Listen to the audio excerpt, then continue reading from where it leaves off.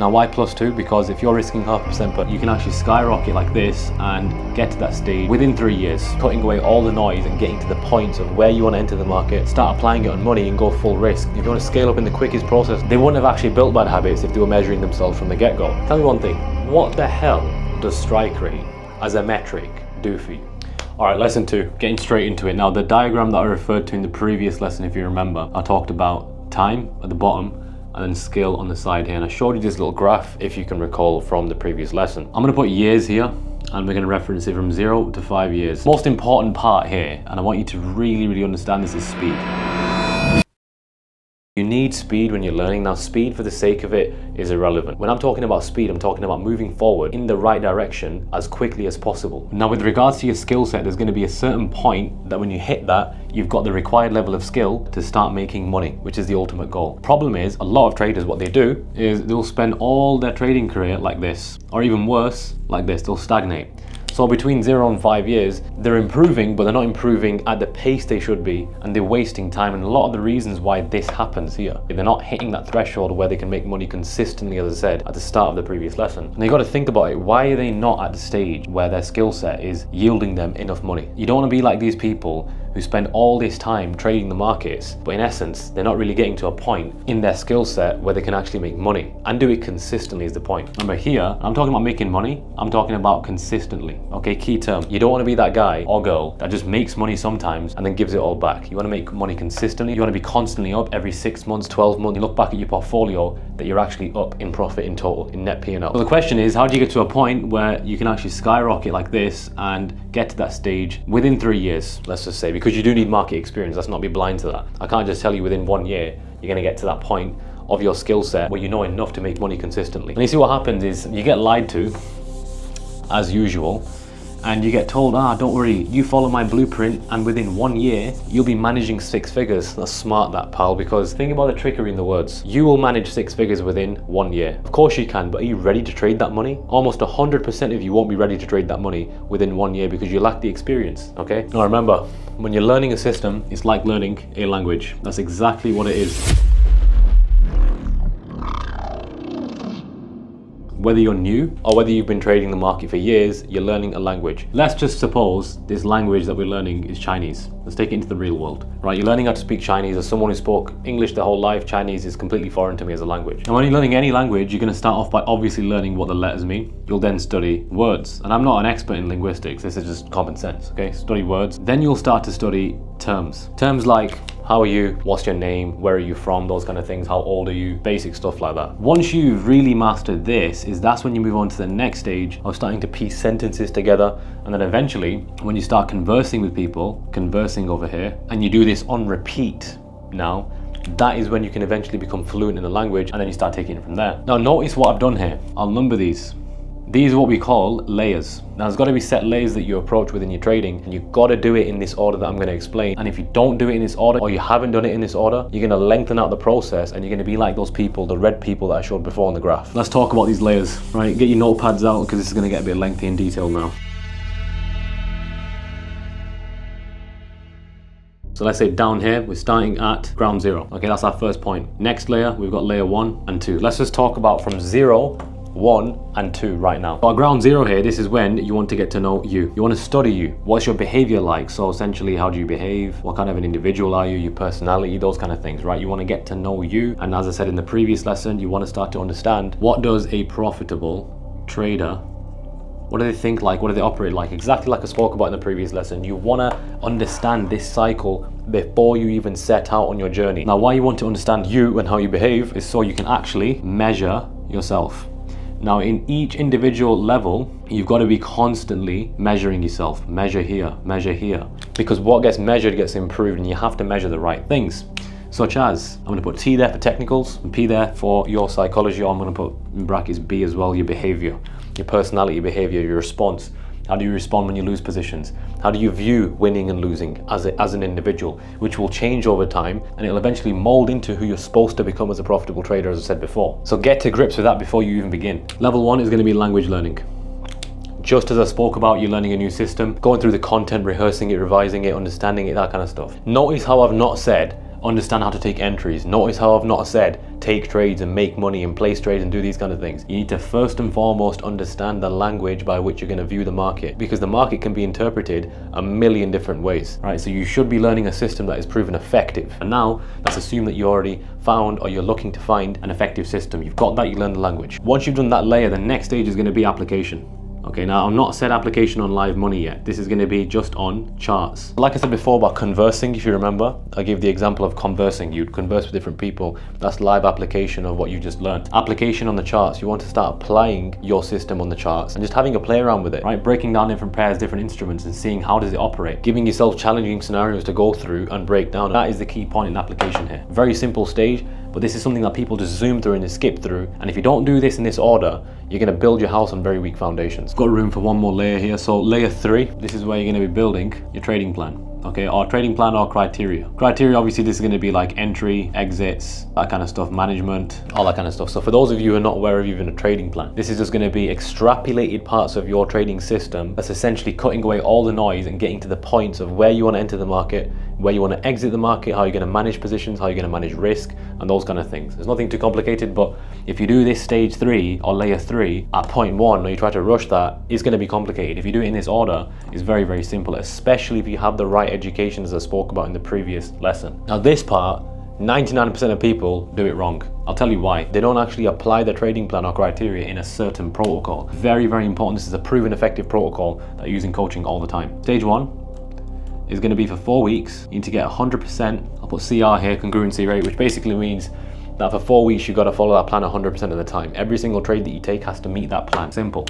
Stage 2, 4 weeks, 100% following that plan, and I'm putting brackets there, high quality. Every single setup that you take has to be high quality. If you don't even understand what defines a high quality versus a low quality setup, then you would have skipped these 2 stages. Anyone I speak to who doesn't understand a high quality versus a low quality setup, they have rushed through layer 1 and layer 2, and that is the problem. That's when they get to this point, they struggle. Now remember, throughout all this process, like I've said, you're measuring, okay? You're measuring yourself, technically, psychologically, your behavior, patterns, habits, those kind of things. Whatever gets measured gets improved, remember this. Even at point 3, you should be at a stage where you really understand your behavior. And you'll see in a second when I talk about layer 4 and layer 5, which is the 2 final layers in this particular process, how important it is to be tracking these things from the beginning. So when people tell you focus on psychology afterwards, you know, first focus on your technicals, then focus on your psychology afterwards, you're missing a massive portion of the pie by doing that, and it's actually a very stupid thing to advise people. So this should all be making very, very clear sense to you all. Some of you probably sat there thinking, what the hell have I been doing for the past few years? I'm telling you, this is why listening to the right people, hint, is very, very important. Now the final 2 layers, we got layer 4 over here,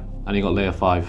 Layer 4 is going to be application on capital. So I'm going to put application on money here. Put a little $sign there for you. Now whether this is on personal capital, whether this is on investor capital, whether it's on funding capital, does not matter. Now of course it's going to be naturally more difficult to get investor capital at this stage because you haven't really got a track record to show. For most of you, I know it's going to be either personal capital or it's going to be funding capital. Now the only time that you're going to begin applying, so you remember when I said in the previous layer that there's that second stage. Talked about the second stage of taking just purely high quality positions for 4 trading weeks. You're going to do this 0.25% risk for first 2 weeks, okay, then you're going to go up to 0.5% fixed risk. You've probably heard some bullshit out there like, oh, you know, when you can risk between 1% to 2% per trade. I've heard people utter absolute nonsense to their students and saying things like, well, if you see a high quality or an A grade setup, risk more on that trade, and if it's a lower probability trade or a setup, risk less. That has to be the most stupid advice I've ever heard. I shouldn't even have to explain why that is the most stupid thing you could possibly advise somebody,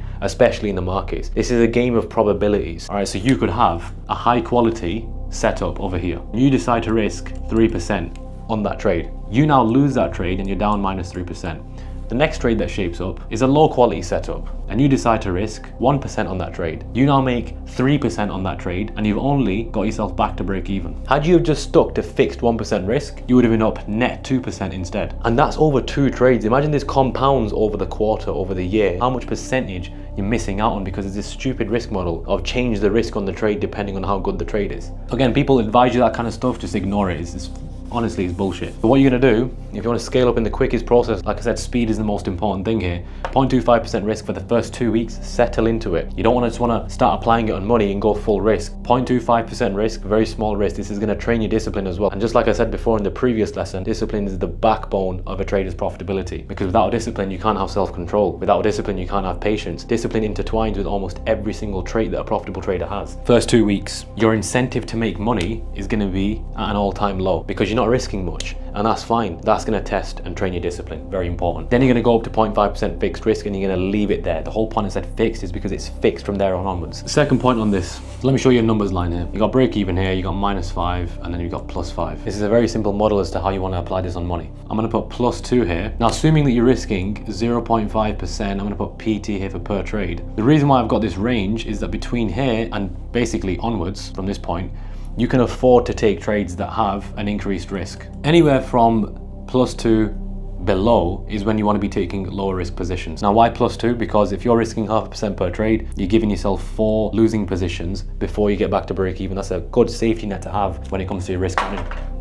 And remember, at this point, from anywhere below +2% profit, no trades that have a higher risk, do not take them. Okay, and if you continuously follow this model throughout your trading, and this is the way that you apply it on money, I'm telling you, the way that you're gonna catapult into success, as I said before, speed is very important, doing things the right way. This is the most quick, most effective, and most sustainable way that you're actually gonna grow your skill set. Now, layer 5, which is the final layer, this is called maintenance. Now, you see that graph that I drew before? Let me just sketch it out very quick. This is your skill again. This is the time. Anyway, we said we get to a certain point where we basically can consistently profit. So many people get all the way up to here, they reach that point and then they dip straight back down over from here. I want you to think about it for a second, pause this and think, why do you think that that could actually be the case? Why do you actually think that this is the case? Why do you think a lot of people who make it to the stage, get there, stay there for a little bit, and then dip all the way back down to being at the skill level they were when they started, when they're just making silly mistakes and basically trading like an idiot? The most common reason why this is going to be the case, I'll give you the answer and I'll break it out to you, is because they've built bad habits.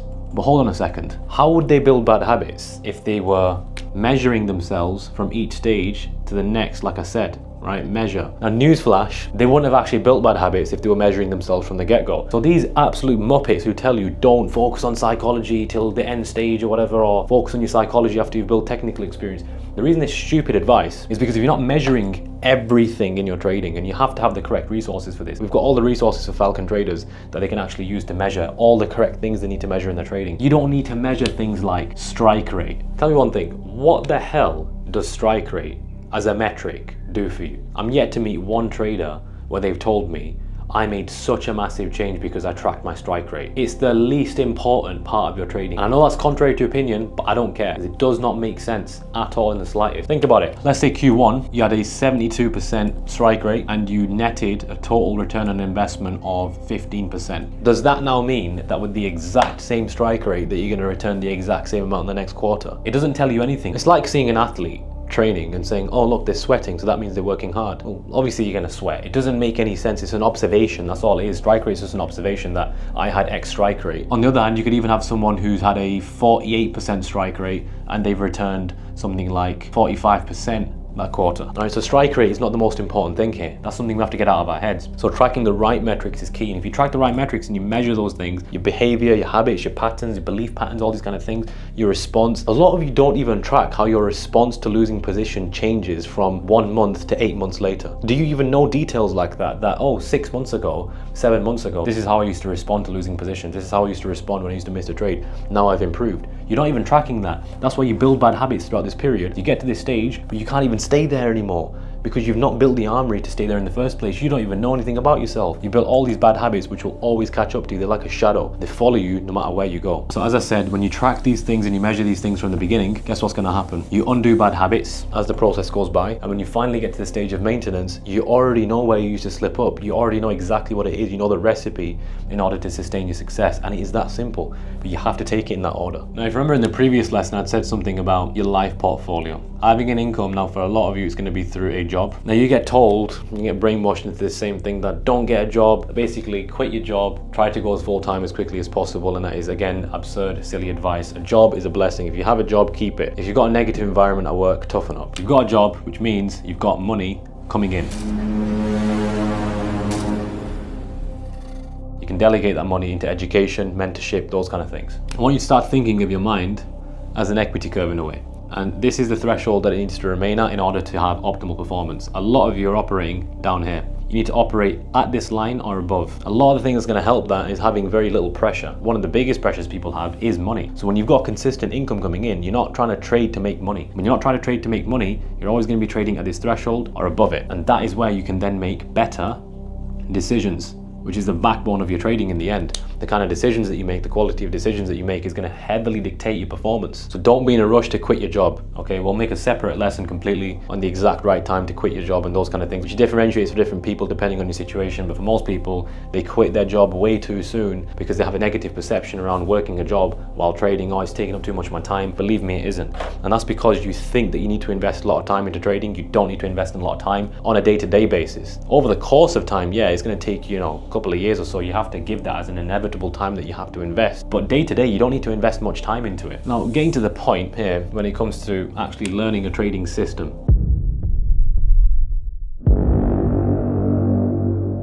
I'm going to help you understand now what is an effective system, or what defines an effective system, and what defines an ineffective system as well. Now, lo and behold, an ineffective system can only be described with one word. It's limited. Limited in terms of what? Pair, time frame, and also session. This is where you'll only be able to trade one pair of choice, for example, maybe two at most. Time frame, it'll be strictly lower time frame, like 1 minute or like 2 minutes. Them kind of time frame, 30 seconds. Now, I'm not saying these time frames don't work before people take it out of context. What I'm saying is you're limited to a lower time frame, which is a big problem with that, which I'll get to in a second. Session as well. It could be New York, it could be London, it could be mainly those two sessions, but you're limited to those sessions, which means outside those sessions you don't trade. Now, why is that? It's because you're limited to one pair. You might be trading euro dollar, for example, where all you trade is the New York or London crossover. Or you might just trade London session if all you're trading is pound dollar, for example. Or you know what, let me be fair. Let me say less effective. So I'm gonna rub that out there. Let's call them less effective because they're not completely ineffective. They do work. And you've got systems that are more effective up here. So why is this now very important to focus on? Because when you get back into reality, you'll realize that this is a new school way of thinking. New school. These kind of traders will spend 2 hours, sometimes 3 hours, maybe even an hour on the charts every day. I can't fathom that personally, each to their own. But the reason why that's less effective or less realistic is because there's going to come a point where, like I said in the previous video, trading can't be the only thing in your life. You're going to have businesses, you can have projects to focus on, these kind of things. You can't be spending 2-3 hours on the charts every single day trading your session. You've got naturally a higher frequency of positions because you're looking at them with a lower time frame. And there's a problem when you're limited to that time frame. I'm not saying you can never execute on those time frames depending on how you trade. If that's all you've got to work with, you're going to be stuck at the screens a lot longer than you should be. This is a new school way of thinking. I've got a theory against this. I think honestly, this attracts more people because there's more frequency of positions. People know, well, look, if I'm an educator, for example, I couldn't care less about you doing well. I don't care about you making money. I just care about getting members and pocketing my own cash. I know that if I'm going to sell a product to you, the first product that I know is going to attract the most amount of people in this industry is a technical related product. The reason I'm not going to sit here and talk about how traders mind and how traders think and the importance of trading psychology throughout the whole process like I spoke about before is because I know that won't sell. That's why I'm not surprised a lot of these guys attack psychology, because it doesn't sell. It doesn't sound interesting to a lot of people. That's why 95% of people fail in this industry, because they don't even see past simple things. They don't sit and think with common sense. How does a profitable trader actually think? What you need to do, right, you need to scrap this new school way of thinking and you need to go back to old school. Old school always wins, right? There's always bags of cash in the end. Look at veteran traders. Study Jesse Livermore, for example. Reminiscences of a Stock Operator, fantastic book, go and read it. Dr. David Paul, these guys who've traded professionally at a high level, you'll find they've got the same models of thinking. These guys won't be trading one pair. You won't catch them trading the 1 minute time frame. You won't catch them trading just one session. They're very dynamic in the way that they trade, which leads me on to my second point about more effective systems. They're dynamic, which means they are not limited. And the way that we trade, all right, we're not limited to one time frame. We can execute via the 4 hour, we can execute via the 1 hour time frame, the 15, and the lowest we go is the 5 minute. The best part about it, all of these time frames that we trade are all fractal. The same model applies to each time frame. We refer to it as a doorway system in our content. Now let's say, for example, and this is again another reason why it is silly to trade one pair in my opinion. It's less effective, let's just say. When something happens, which it will inevitably to the FX market, let's say you are forced or you would have to, and it would make more sense for you to trade a different instrument, because let's say the dollar collapses, something really terrible happens, which is bound to happen at some point soon. The dollar's on its ass at the moment, and being one of the strongholds of the entire FX exchange, if something happens to the dollar, the FX market is going to go and it has to be replaced by something else. This is proven. You can go back in history, you can check the history of currency. Stronghold gets taken out and it has to be replaced. Personally, I think it partially is planned and orchestrated in a certain way, but that's a completely different video for a different time. Quick reference here, read a book called Manipulating the World Economy by Martin A. Armstrong, 5th edition. Fantastic book where he talks about this. All right, so our friend George here, let's say for example, let's just use George. Apologies to any Georges out there, but George is Mr. Eurodollar. So all he knows, he's been trading Eurodollar for 5 years. He's a Eurodollar specialist, EU specialist. What happens when EU goes into a ranging market? What happens when the entire monetary system, which will happen, like I said, is replaced? Something happens. I don't know if you guys recall, it was during lockdown period or just pre-lockdown, I believe, if I can remember. I can't remember exactly when, but around that time, where pairs like dollar CAD, euro dollar, they had massive spike. They went into some like crazy range and the price scale went out of proportion. Things like that can happen and are inevitable to happen at some point, and they have to switch things around the FX exchange, which will happen. Like I said, you won't be able to trade euro dollar the same way that you do now. You're gonna have to adapt. This is why people get so worried about, oh, if my strategy changes or the edge doesn't work anymore, my edge is going downhill. You won't have to worry about that if you're trading a system that is more effective and dynamic, a system that evolves as the market evolves. Okay, you have to be trading that way. Why would you not want to? Why would you? You got a choice. You literally have a choice, and you're choosing to trade a less effective system. Now you understand the basics. I've gone into quite a bit of detail there. You should know a fair amount. You should have actually learned from this alone a lot more things than you would have learned previously.